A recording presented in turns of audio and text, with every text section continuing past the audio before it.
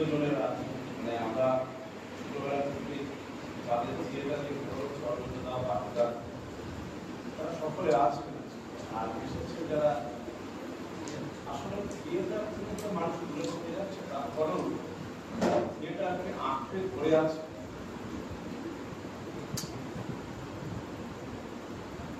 আজকে বিশ্ব নাট্য দিবসের প্রাক্কালে তাদেরকে অনেক অনেক কৃতজ্ঞতা জানাই। পাঠক নমস্কার করলে খুবই ভালো। এই বাণীটা পাঠ করবো তার আগে ৮০ প্রশ্নের একটা কথা বলি, কেন আমি নমস্কার করতে চাইছি। এটা হলো আমাদের ভারতবর্ষের ১৪৫ কোটি মানুষ প্রায়। সেই ১৪৫ কোটি মানুষের মধ্যে ৮০ প্রশ্নকে একটা বলতে দিচ্ছি যে সারা ভারতবর্ষে মোট নাটকের সঙ্গে জড়িত মানুষের সংখ্যা ১ লক্ষ নয়, পার্সেন্টেজ দিয়ে আসবে ৫০,০০০ মতো মানুষ। ফলে এখনো যারা থিয়েটারকে বিকল্প পথ এবং থিয়েটারকে আঁকড়ে ধরে আমাদের আজকে বিশ্বনাথ দিবসের আমার অবস্থানের এই টাকা বিশ্বনাথ দিবস পালনের যারা এসেছে তাদেরকে আমি আমার অন্তরের কৃতজ্ঞতা এবং শ্রদ্ধা প্রণাম জানাই। বাকিরা এবং অরবিন্দদা বলেছে আর সুমেধাও তার সূত্রপাতটা খুব সুন্দর করে বলল। আপনারা জানেন ১৬৭ প্রথম বিশ্ব নাট্য দিবস পালন হওয়া শুরু করে ৬১ সালে, তার প্রস্তাবনা ৬২ সাল থেকে একদম ২৭শে জানুয়ারি।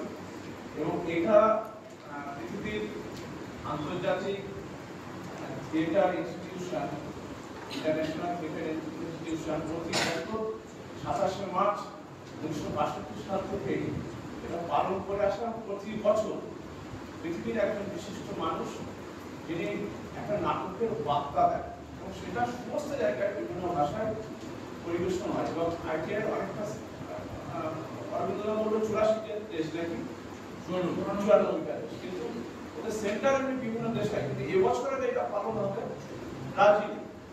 ব্রাজিলে এটা পালন হচ্ছে তার মূল অনুষ্ঠানটা। কিন্তু এবছরে যিনি বার্তা দিচ্ছেন তিনি গ্রিসের মানুষ, তার নাম হলেন থিওডোর তেরজোপোলাস। তিনি একজন বিশিষ্ট থিয়েটারের মানুষ। তিনি যে বার্তাটা দিয়েছেন খুবই প্রাসঙ্গিক। আর অবশ্যই অনুবাদ তিনি করেছেন, তার নামটা না বললেই নয়, বলতে বাধ্য আমি, প্রতিম রায়। তিনি বাংলা থিয়েটার পত্রিকার সহ সম্পাদক। যেটা বলেছেন সেটা আমি আপনাদের সামনে পাঠ করছি। থিয়েটারটি শুনতে পাচ্ছ এই সময়ের পাঠ্যক্রম জরুরি বার্তা। যখন আমাদের পৃথিবী মৃত জীর্ণ মানুষের ভিড়ে যারা আবদ্ধ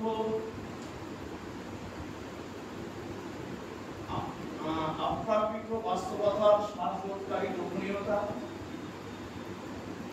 আজকের পৃথিবীর রুদ্ধ এক সর্বগ্রাসী পদ্ধতির কাছে যেখানে মানুষের অস্তিত্ব রোবটের মতো, এটা কি চিন্তিত বাস্তবিকতার ধ্বংস, বিশ্বস্নায়ন, জীব বৈচিত্র্যের ব্যাপক হানি, সমুদ্র দূষণ, হিমবাহের বলন, দাবানলের বৃদ্ধি এবং চরম আবহাওয়ায় গণিত বিপর্যয় নিয়ে এটা কি হয়ে উঠতে পারবে বাস্তুতন্ত্রের একটি সক্রিয় অংশ? বহু বছর ধরে থিয়েটার লক্ষ্য করে চলেছে এই গ্রহের উপর মানুষের অতিরিক্ত প্রভাবকে, কিন্তু সে এখনো উপায় খুঁজে পায়নি এই সমস্যাকে মোকাবেলা করা। থিয়েটারকে উৎকীর্ণ ৩১ শতাব্দীর মানুষের সার্বিক অবস্থা নিয়ে, যেখানে মানুষ নির্দোষভাবে ব্যবহৃত হয় রাজনৈতিক ও অর্থনৈতিক স্বার্থ এবং গণমাধ্যম ও মতবাদ গোষ্ঠী প্রতিষ্ঠান দ্বারা। সমাজ মাধ্যম যখন যত সহজতর হয়ে উঠেছে, ততই মানুষ একে অজুহাত হিসেবে ব্যবহার করেছে যোগাযোগের জন্য। সমাজ মাধ্যম একজনের সাথে অপরজনের একটা নিরাপদ দূরত্ব তৈরি করে এর কারণ কি? এটা যা অপর, যা পৃথক, যা অচেনা, যা সম্বন্ধে এক পরিত্যাক্ত ভয়ের বোধ আমাদের কাজ এবং ভাবনার উপর প্রাধান্য বিস্তার করে। এটা কি রক্তস্নাত মানবিক আঘাতকে আমল না দিয়ে মতানৈক্যের সহাবস্থানের কর্মসভা হিসেবে কাজ করতে পারে? সেই রক্তস্নাত মানসিক আঘাত আমাদের আমন্ত্রণ জানায় অধিকথনের পুনর্নির্মাণ করতে। হেইনার মুলারের কথায় প্রতিকথন একটি সমষ্টি, একটি মেশিন যার সাথে সবসময় কোনো নতুন বা অন্য ধরনের মেশিনকে সংযুক্ত করা যায়। এটা আমাদের পরিবহন ভাষায় যতক্ষণ না ক্রমবর্ধমান গতিবেগ সাংস্কৃতিক ক্ষেত্রে একটা বিস্ফোরণ ঘটায়। আমি এর সাথে সংযুক্ত করব বর্বরতার ক্ষেত্রকে।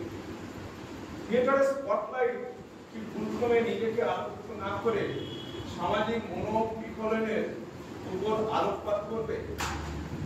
এমন অনেক প্রশ্ন আছে যার কোনো নির্দিষ্ট উত্তর হয় না, এবং সেই উত্তরহীন প্রশ্নগুলির জন্যই থিয়েটারের অস্তিত্ব এবং সহনশীলতা অটুট।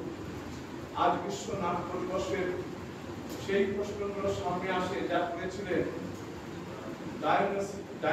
ডায়োনিসাস যখন তিনি তার জন্মস্থান দিয়ে যাচ্ছিলেন। সেখানে প্রাচীন থিয়েটারের অনুরণন শোনা যায় যা তিনি সঙ্গে করে নিয়ে গিয়েছিলেন যুদ্ধ আক্রান্ত পটভূমির মধ্য দিয়ে যাযাবরের মতো ধীবর পরিক্রমণের সময়। চলে একবার ডায়োনিসাসের চোখের দিকে তাকায়। জিউসার সিমিলের পুত্র, থিয়েটার এবং অতিকথনের আনন্দময় দেবতা ডায়োনিসাস, তিনি অতীত বর্তমান ও ভবিষ্যৎকে এক সূত্রে বাঁধেন।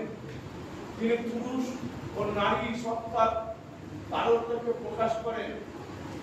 তিনি ক্রুদ্ধ দয়ালু, দৈবিক ও